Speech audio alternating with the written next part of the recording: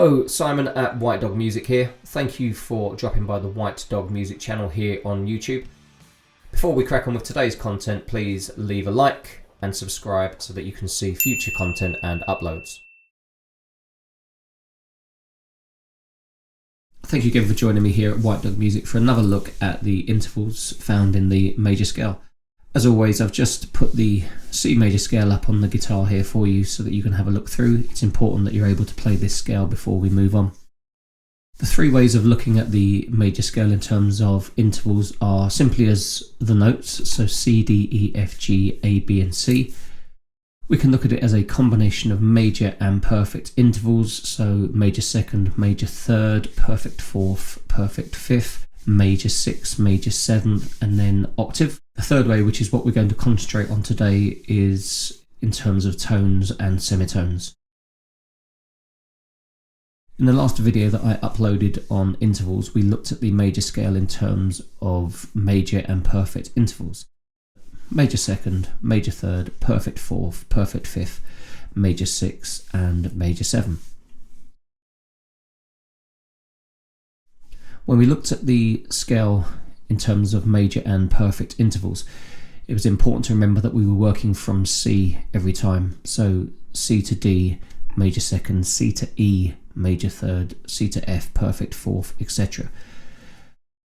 But when we look at the major scale in terms of tones and semitones, it's important to understand that we're moving through the notes. So for example, C to D would be a tone, D to E would be a tone, E to F would be a semitone, F to G would be a tone, G to A tone, A to B a tone, and then lastly B to C a semitone.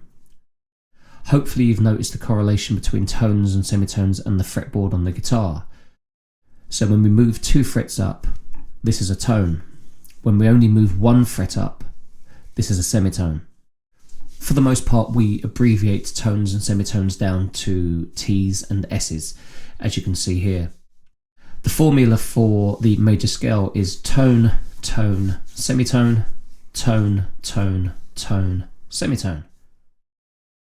We can see that if we apply this formula to a C note, we end up with the C major scale.